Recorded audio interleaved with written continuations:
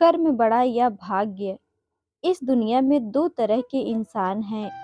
एक जो यह मानते हैं कि भाग्य वाग्य कुछ नहीं होता और वे कर्म की प्रधानता में ही विश्वास करते हैं। दूसरे वे लोग हैं जो भाग्यवादी हैं, यानी उनका किस्मत कनेक्शन में पूरा भरोसा होता है। उनका दृढ़ विश्वास होता है कि जो भाग्य या किस्मत में लिखा है वो होके ही रहेगा। यानी इंसान कर्म और भाग की दो धुरियों में घूमता रहता है और अंततः इस दुनिया से अलविदा हो जाता है।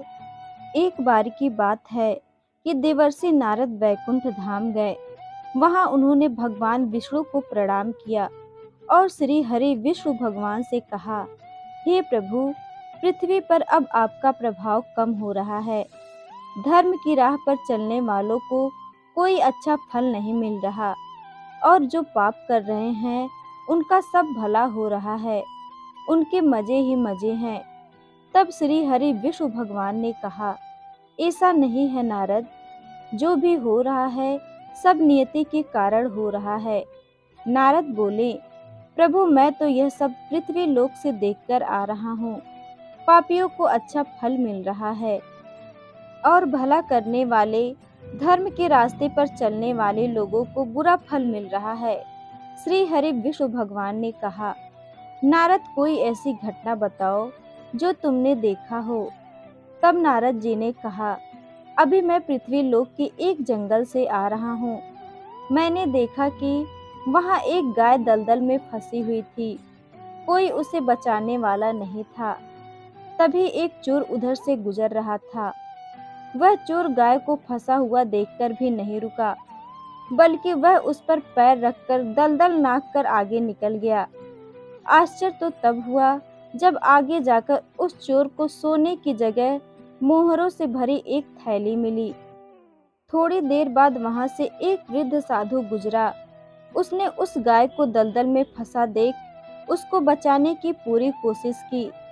साधु ने अपने पूरे शरीर का जोर लगाकर उस गाय को बचा लिया, लेकिन मैंने देखा कि गाय को दलदल से निकालने के बाद वह साधु जब कुछ दूर आगे गया तो एक गड्ढे में गिर गया।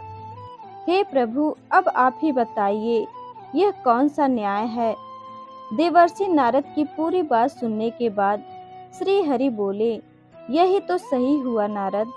जो चोर गाय पर पैर रखकर भाग गया था, उसकी किस्मत में तो पहले से ही एक खजाना था, लेकिन उसके इस पाप के कारण उसे केवल कुछ मोहरे ही मिली। परंतु प्रभु, नारद बोले, बेचारे उस साधु ने कोई पाप नहीं किया था, फिर उसे गड्ढे में गिरकर मृत्यु क्यों मिली।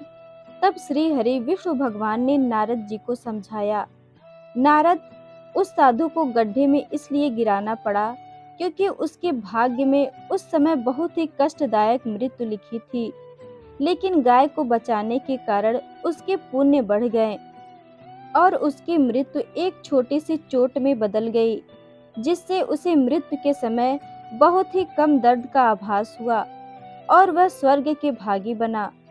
अब नारद जी संतुष्ट थे। इसलिए इंसान के कर्म से उसका भाग्य तय होता है। इंसान को कर्म करते रहना चाहिए, क्योंकि कर्म से भाग्य बदला जा सकता है।